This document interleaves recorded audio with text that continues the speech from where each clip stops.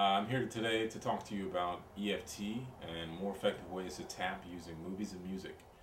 One of the things you can do is sometimes it can be a little bit difficult to find the root of a problem. Um, you can tap on all kinds of things that are obvious, like a headache, or you're not making enough money, or problems in your relationship, or with, with other people. But there are some things that you you'll have problems that the root causes may not be apparent. And one of the really effective ways to get to those root problems and dig them out and eliminate them is movies and music.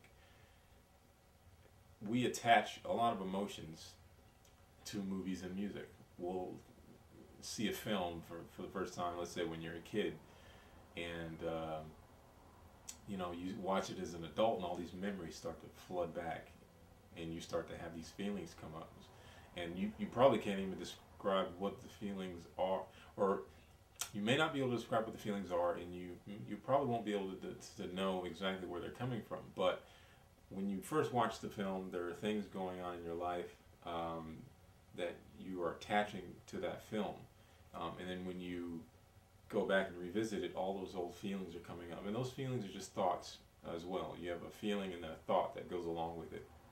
So if you can't find the thought, you can access the feeling. You can either tap on the feeling or you can tap on the thought. They're both connected. That's what's great about EFT. Let's say you listen to a lot of punk rock music when you're a kid, or rap or whatever. Those tend to be more rebellious types of music. And when you're an adult, you may not listen to that anymore, or you may listen to an older song that you hadn't heard in a long time, and all these feelings start to come back, sort of, and you may not be able to describe what they are. So what I like to do is revisit, and you can do this too, is revisit older movies and music that I haven't listened to in a while and tap through them. Literally, you don't have to come up with phrases, and you don't even have to rub the sore spot, which is how you begin with the setup phrase. You don't need a phrase at all. If you're watching a movie or listening to music, you can do this consciously. You can decide, I'm going to watch this movie or listen to this music and look for things that come up, and I'm going to tap on them. Or you may find yourself watching a movie or listening to music totally just randomly, and you feel feelings come up. You can do this as well. What you do is you basically say, I love and accept myself deeply and completely, or I deeply and completely love and accept myself, or I accept myself regardless of what's going on. Any sort of affirmation, much like the setup phrase. And I show you how to do the setup phrase in the first EFT video I posted called Introduction to EFT. And what you do is say, you're watching a movie, feelings are coming up, say, I deeply and completely love and accept myself, and then you just start tapping through the points about 7 times on each point. You just tap. You don't have to say anything other than that initial, I deeply and completely love and accept myself. You're sort of calling on your, it doesn't matter if you're religious or not. I mean, it's, if you're religious, you can say you're calling upon your spirit, which is connected to God. Tapping down here. See, even me tapping now, I can be feeling things while I'm making this video that might be a little nervous. I'm not nervous, but if nervousness came, I could be tapping through this, and the nervousness would start to dissipate. You're calling on your higher spirit, or you're just giving yourself a positive affirmation. You're giving your mind permission to let you heal it. So whether you're religious or not, you can, it's just as effective. It doesn't matter what you believe. So you're tapping while you're watching this movie or listening to this music, and you're having these feelings come up. And what you'll find is, after about a few rounds, I usually find that feeling starts to dissipate. It doesn't mean you don't like the film anymore. It doesn't mean you start to hate the movie, or you don't like it anymore. What ends up happening is you become neutral about it. You still like it, but you're not getting those gushing, overwhelming feelings. And a lot of people like those feelings. And I'll make another video later explaining, or maybe I'll explain it now, the difference between emotion and sentiment, which is, most people have emotions: love, fear, hatred, joy, or whatever. And joy is perfectly okay, but the problem comes when emotions tend to be reactionary. Emotions tend to feed themselves, Emotions tend to be a little bit more people who are emotional tend to be a little more self-absorbed. They'll do things that are only in the best interest of their ego and that emotion without thinking. That's the problem with emotions. Now you can have sentiment is a bit different. Sentiment is more idealistic. It's a feeling. Like you might feel obligated to do something about your environment because you don't like it, and that feeling that you get, might not necessarily be a strong emotion, but it's something driving you in a certain direction.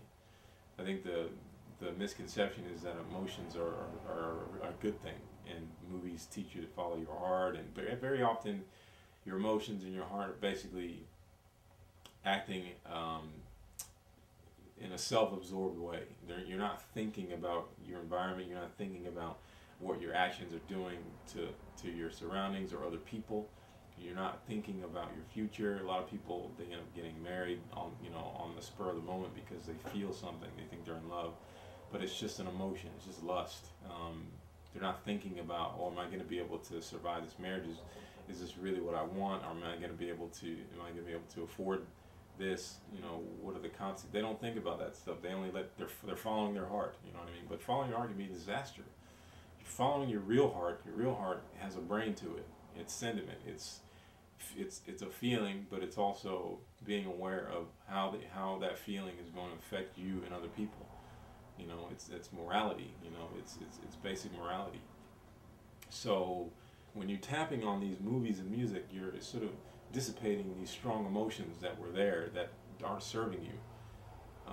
And I find that a lot of issues that are coming up while you're watching this film or listening to this music are the most important things to tap on. Like, for instance, I still like it. The Rocky movies are really inspirational to me.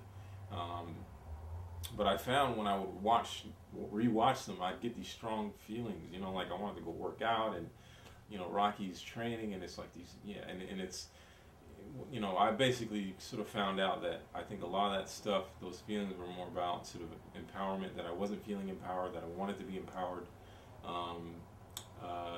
being a survivor, not letting life get me down. And these are emotions that come from a good place, but the makeup of the emotion itself is more destructive than helpful, because it's not leading you anywhere. It's just sort of making you feel that, but then, it doesn't get better. So unless you act on it. But when you're tapping, and I was tapping on the Rocky movies, and I tapped, sort of all. You don't have to tap through the entire film, but I tapped until I sort of felt that strong emotion dissipate, and I resolved a lot of issues that I had with motivation and responsibility, and perseverance, so that I could just get on with the business of doing what I'm here to do, rather than just being blocked by, like I talked in last week about negative and positive, how you have to eliminate both in order to be balanced, in order to be centered.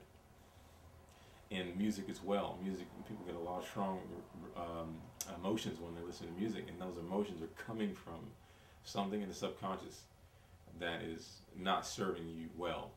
It may feel good at the time, but the emotions are really not helping you get anywhere.